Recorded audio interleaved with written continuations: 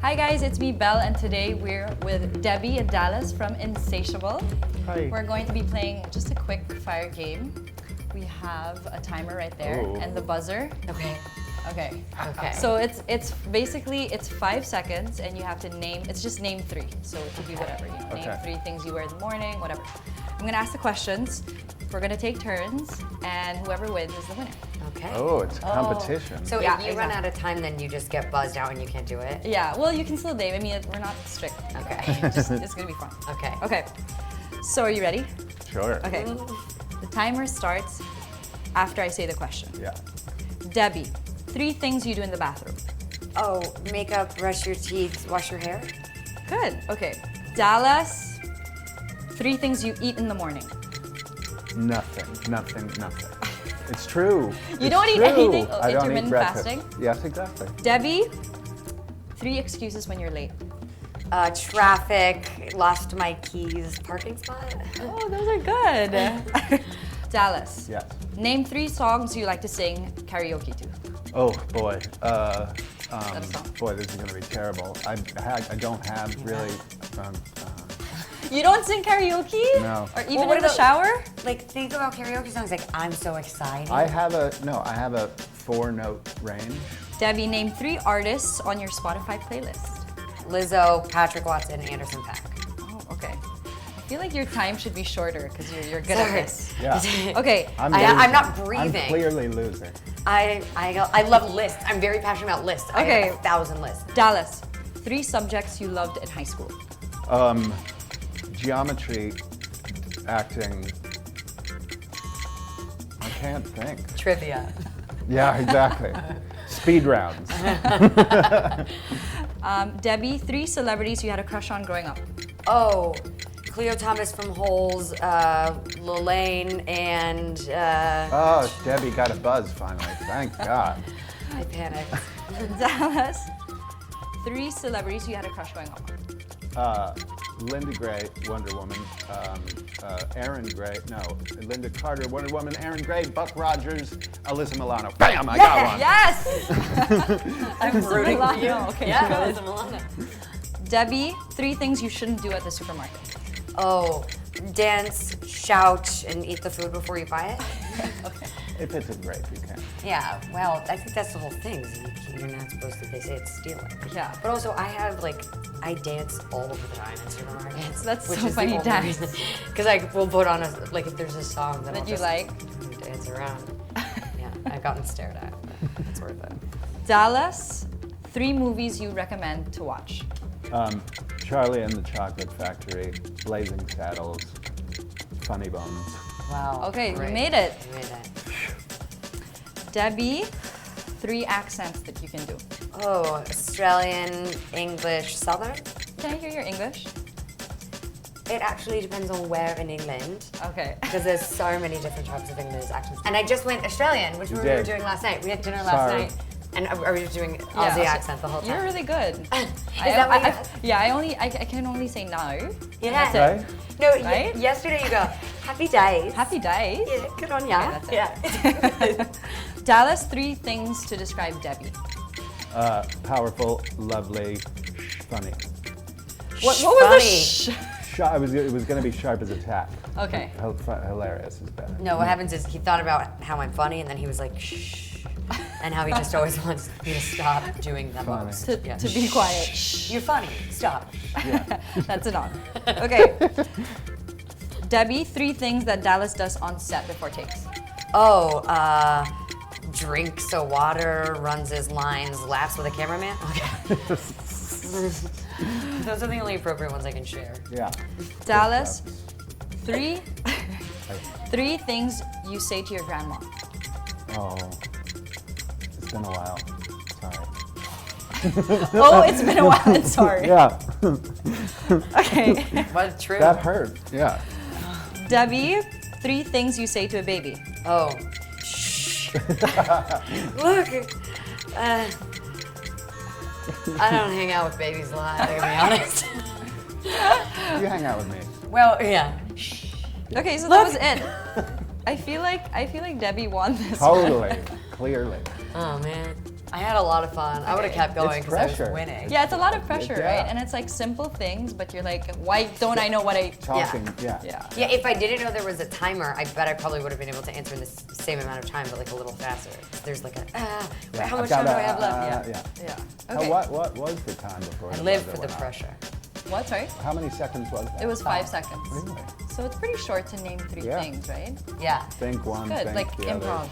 Yeah. Well, also like you are such a good communicator that you're like Linda Carter, Wonder Woman, like versus I'm You like have- Lillian, Cleo Thomas, like no one knows who any of these people are. Yeah. They're like, ah. They're gonna Google them after. Yeah. Lillian was the friend on Lizzie McGuire that she always had her hair. I was like, I want to be you. She always had her hair like kind of funny and weird, and wore like plaid, was kind Yeah. of punky. Cleo Thomas was Zero from Holes, the kid with the bucket hat. Okay. And the curls, and I have no idea who else. Okay, so anyways, I just want to talk a little bit cut that out. A little bit about the show, Yeah. Insatiable. You guys, how does it feel to be in the Philippines? I remember we talked about this on set in Atlanta. A lot of people actually don't know how it started. But when I posted a photo, of my mom and I, Netflix actually flagged it and asked me to take it down. Because it was a And- spoiler? Yeah, it was a spoiler. Whoops, sorry. But it was picked up by so many magazines online in the Philippines that they were excited, and I guess that's why you guys are, plays a little role in why you guys are here right now. It's you. You We got should us thank here. you, Yeah. exactly. Thank you so much. Truly. You're welcome. Yeah. No, but being in Manila, how does it feel? We embraced your show, and I think the Philippines, as you saw yesterday, loves beauty pageants. What do you guys think? Yeah, it's been lovely. Yes, I'm excited to be here for the show. I'm also excited to be here because my 2 nieces, my brother's daughters, are half Filipino. Oh, really? Yeah. So they've been traveling back and forth to the Philippines and trying to get me to come for years. And Okay. so the fact that I actually get to sort of be over there has been great to be able to talk to them about. Yeah. So you're gonna finally have something to say about the Exactly. Philippines, and I know that you're traveling to some beaches as well. So Yes. I'm excited for that. Yeah. Yeah, the reception has been great. It's been so Yeah. inspiring. Yeah. Like to have that and to know, and we knew after shooting season 1, we had kind of heard that the Philippines did fully embrace us in a way that was so supportive. And Yeah. so of course to be here and Yeah. be able to bring that energy and kind of interact with some of the fans, it has been like unbelievable, and there's such a warmth and a generosity of spirit, and being able to like have dinner with you. You guys might not know this, but like our welcome night here, we hung out with you and you introduced Yeah. us to your friends, Yeah. and we had a great dinner and just a great time, and I feel thoroughly welcomed. Yeah. Yeah, I'm so excited you guys feel that way, and that's really what we wanted to show you about the Philippines. So I want to ask about Insatiable in the show. I know that there are a lot of topics that you guys talk about underneath. Obviously, it's a satire. Did you gain a new perspective on beauty after doing the show? Certainly, I think there are so many different types of beauty, and I think, culturally in America, state to state, there are different norms of beauty, right? And of course across the world. So it's really interesting to see and interact with people, and of course in the pageants, it's a very specific type. Yeah. And in high school, and women with mature skin, and seeing all of the different interpretations of this. But also, I think, outside of beauty, it's also just these pressures of beauty, and Yeah. Growing up as a woman in the world that has such an emphasis on one specific way to do it. It can be so fun to Yeah. do your hair and play with your makeup and get dressed up with your friends and do your friends' makeup. And also it can be so much pressure, and comparison can be so toxic. And so I think what's been really cool about the show is stepping into what can happen if you allow that kind of pressure to Yes. cook in your mind and to rob you of letting your life begin. Yeah, and I think social media also plays a role in that. We talked about it, and you were saying obviously there's a good side and a bad side to it. And as Patty, you do have references to, let's say, online and what you want people to think of you. How do you think that played a part in creating that character as Patty Bladel?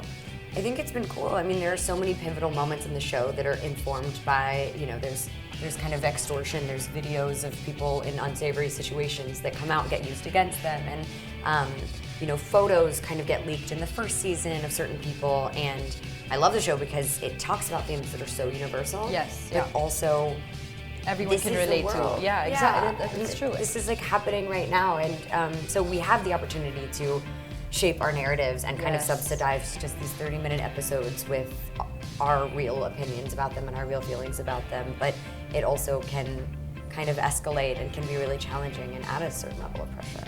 Yeah. What about you, Dallas? I know you talked about having a 15-year-old son. Are Yeah. there things that you teach him now that from the show? Obviously, the kids are in high school. You said your son was entering high school. Yeah. Are there some things that you're like, okay, don't be pressured to do this and that, or?